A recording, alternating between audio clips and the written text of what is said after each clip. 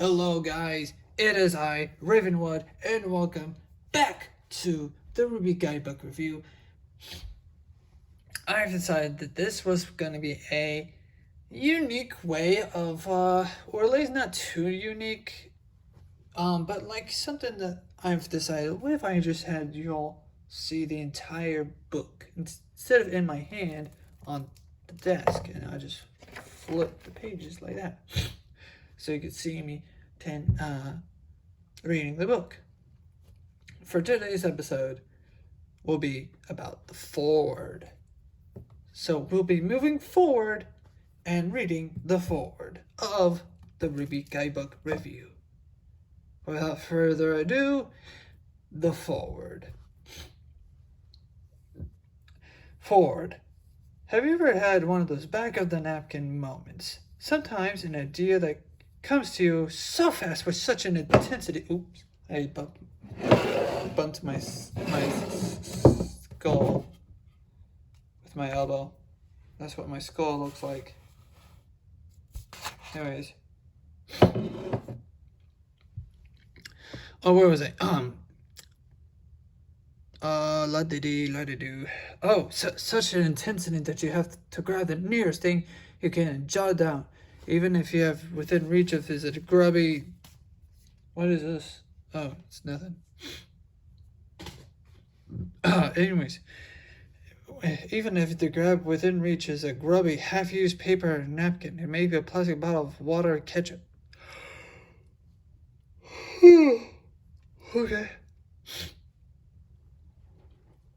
Well, that's how the world of Remnant was first conceived by Montiel at a late night dinner in Austin, Texas. Wow, they make an accident sound so dramatic. Where like they I'm pretty sure here's what actually happened. Here's what actually happened. He was asked, okay, hey, Montiel, do you have any idea? We like that you we really love what you did with Red versus Blue, right?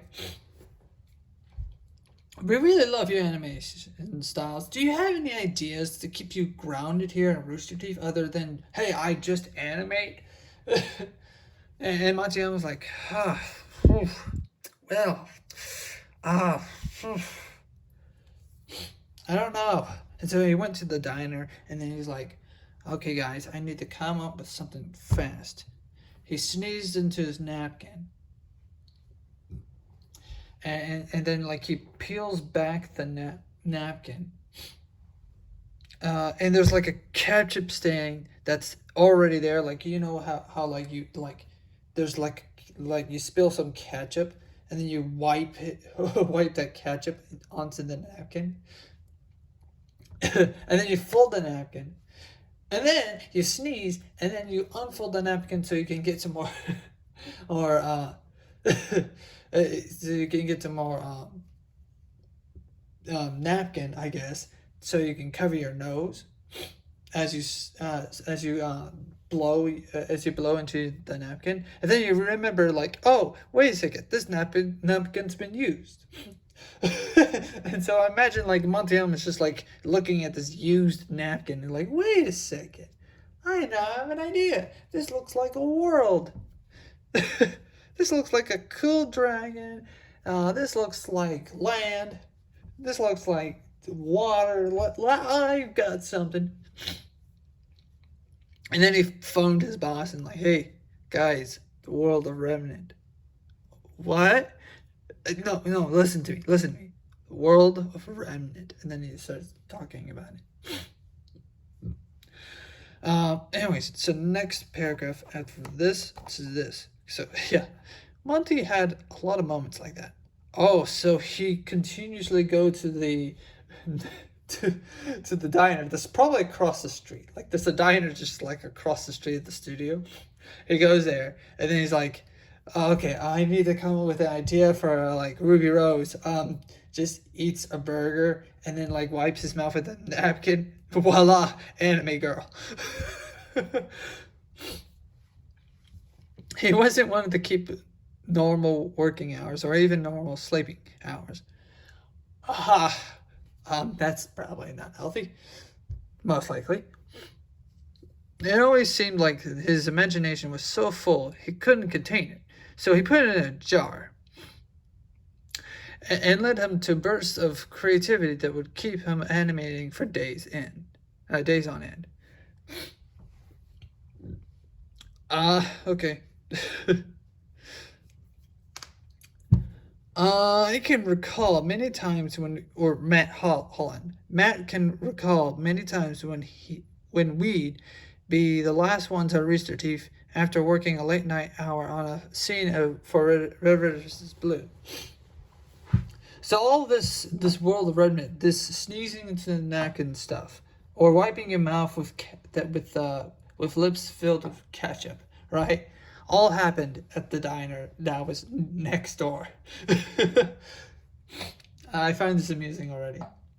What? Oh, meanwhile they were making Red versus Blue. So Monty had an idea, like he knew that like Red versus Blue wasn't always going to be there for him, or him animating at Red versus Blue, not at Red versus Blue. There's not a company called Red versus Blue, but anyways, he probably knew that he wasn't going to be grounded for a job there. You kind of need like he probably needed to, but anyways, so he probably came up with like a project of his own or something like that. Anyways, as I continued to read, I trudged home, and when I get back in the morning, he would still be there working on something new. That's called, you should probably fire him. No offense. Like, that's like wasting company's time or whatever. I don't know what's the actual proper term for it or whatever, but that's kind of, I don't know. That's not healthy. There's like not just wasting company time, but like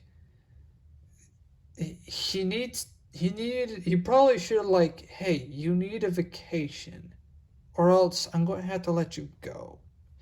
That's probably what should have been said to Monty. I want to not allow this. People's health is important, so this was probably a problem. But that's just my thoughts on that, rather. Working on something new. There was always one more idea he was so desperate to get on. Okay, that's not a problem. And people having ideas, that's always a good thing. He had so many dreams in his head that he didn't have much time for sleep. Then, okay, I blacked out for a second there. What do you mean by that? He had so many dreams he didn't had much use for sleep. Probably meaning that he probably needs sleep. You should have put your foot down and thought, hey, no, dude, get some rest. I appreciate that you have so many neat ideas. Just go to bed. Go back to your house. Go lie down on your bed. Lie down with your girlfriend or wife I can't remember. And just sleep. Take one of those 24-hour pills or 12-hour pills. I don't know. This sleep pills. Something. Sleep, man. Sleep. One of those nights, he struck upon the idea for RWBY. It just struck upon him. Like lightning, apparently. Okay, like Monty, it was full of interesting contradictions and hard to explain. A fairy tale but modern, an anime but computer generated, unique hand-to-hand weaponry, but it's also a gun. Yeah, that's where it should have stopped. I'm not saying stop the dream, but like You should have told this man, hey, okay, listen, you've got a lot of contradictions here. I don't see how the weaponry was a contradiction. Something that's also either a gun or some other weapon. Uh, it's not a contradiction. That's just inventions. That's just inventive and creativity. Anyways, as we wrapped up season 10 of Red vs. Blue, it was clear that this new idea was becoming all-consuming for him. He always likened the creative process to cooking stir fry. He wanted to keep adding new ingredients as he went until he had to come up with something completely unique, something that no one else could duplicate. Well, problem with that is that people always duplicate things, but I understand where he's getting at. But regardless, there is a problem with like just continuously adding more and more, and we're not continuously adding more and more inspirations. No, adding more and more ideas. I'm not saying that you shouldn't, but like you should probably at least write something down. This is the problem with RWBY and this lack of continuity or whatever. Not necessarily the maidens, the relics, and the huntsmen, and the aura, and the semblances, and the faunus, the White Fang, and several things. You get my point? It's kind of an overload. I'm not saying you can't have all of these things. It's just that you're trying so much to make all of this stuff happen all in one season. There, literally, season 1 was just, hey, we have this, we have that, we have this, we have that. The same thing was the same problem with season 2 and 3. Hey, we have this, we have that, we have this, we have that. And then they stopped piling up stuff from 4 onwards, I think. But like season 2, 3, and season 1, 2, and 3, was a lot of neglecting what the characters have, like semblances and aura, and trying to explain stuff, right? Like they explained Grimm. They didn't explain aura though, but they kind of sort of explained semblances and how they worked and stuff. But like there's a lot of problems that kept on stacking over and over. That is why that you need to like focus on how you present everything or all of these things. I'm not saying you can't I'm not saying you don't have to have these things. It's just that sometimes you gotta push those things aside and then let the story tell what those things are. Season 1 did not do a whole lot of that job. So this was the problem with Monty's mindset, or not his mindset, but like how he functioned as a storyteller. He kept on adding stuff. And the more you add stuff, you can add so much stuff to the cake. It's not gonna be cake anymore. It's gonna be stuff. Anyways, as we continue, I wish I could bring this up a little bit. Yeah, that's good. The heroes of villains of RWBY were beginning to come to life, but come to life to where? That's a good question. You need to ask. This is what you need to ask content creators. Now, of course, yes, Monty Allen is unfortunately passed away by now, but the thing is, when you don't just like throw content at the dartboard and expect it to work. You need to ask these questions to the people who are pitching these ideas. So, and then say no. The modern world is afraid of saying no. That's what I'm noticing here. I feel like this is where during 2016 is when when people slowly stop saying no. Not saying that RWBY was a bad idea or a good idea. I'm just saying that you need to say no in order for good ideas to become a yes. Anyways, so I'm right here. Okay, but come to life where? What was this world they were creating? Where did these characters exist? What was the bigger story? Okay, okay. What was the bigger story? Okay, I feel like that question is not needed at this point. You don't need that question. You don't need to ask that question. There are questions you need to ask. Now, technically, yes, you do need to ask what it was the bigger story. Maybe it's depending, but like sometimes you need to work on the current story. You can have the bigger story, but you also need the current story that you're going on with now.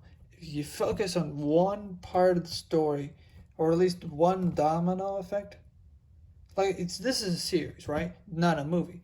So like that would work with a movie per se.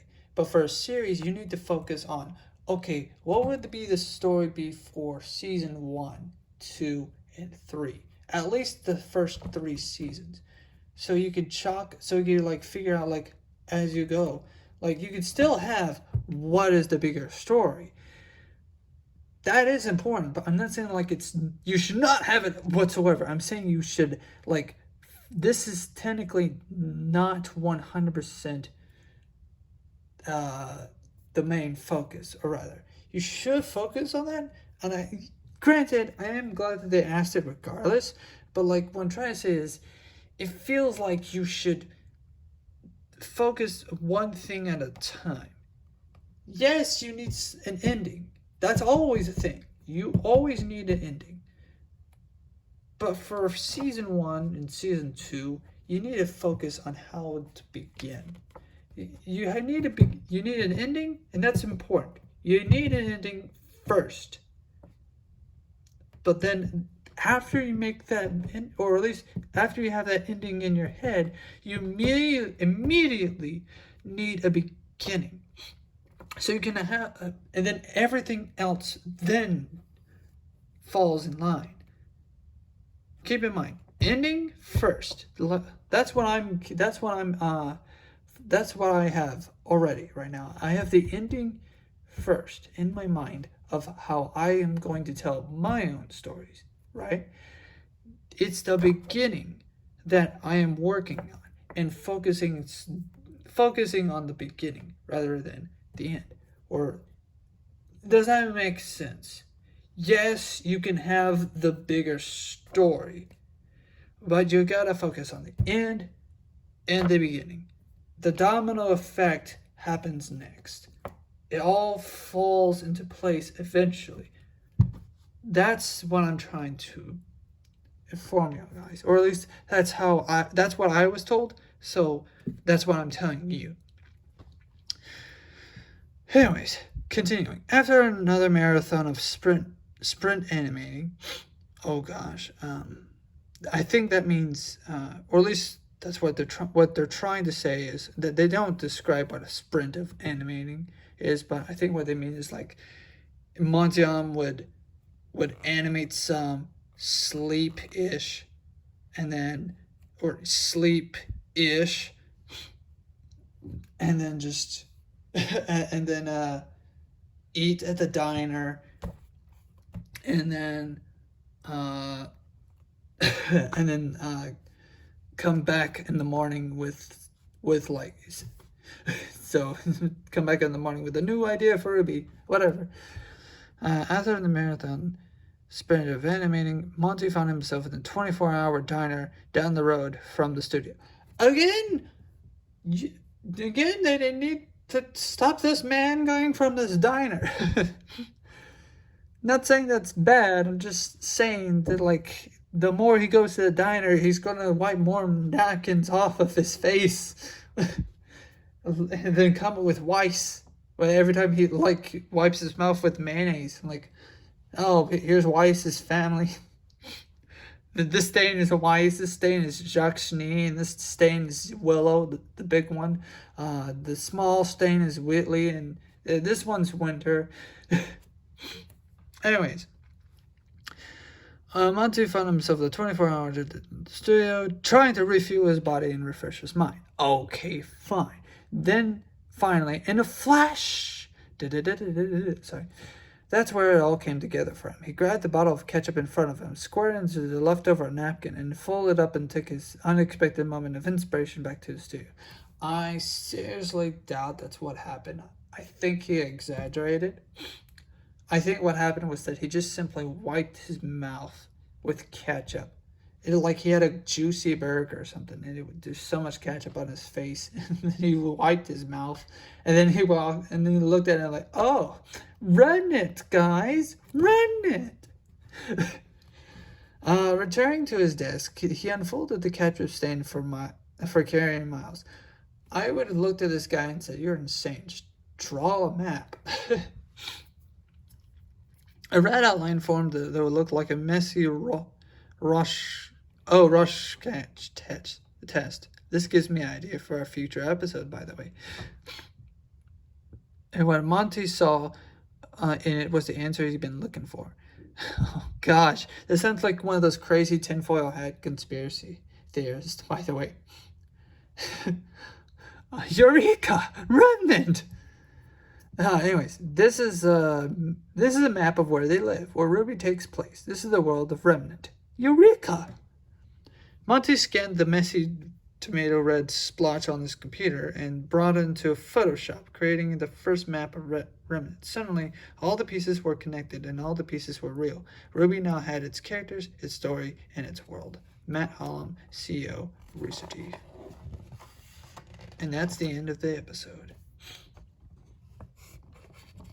Just there. I'll just crane it like that for y'all to look at. And if you ever see a writer with a tinfoil hat and have ketchup stain smeared napkin, you probably may want to tell him to go home.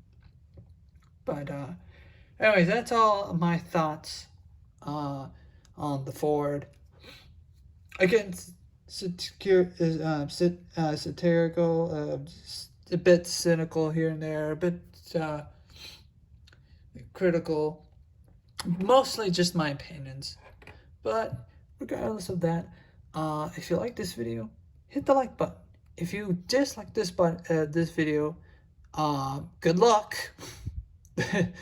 I don't think the dislike button works. I mean, you can dislike it, but what's that gonna do to you? Nothing.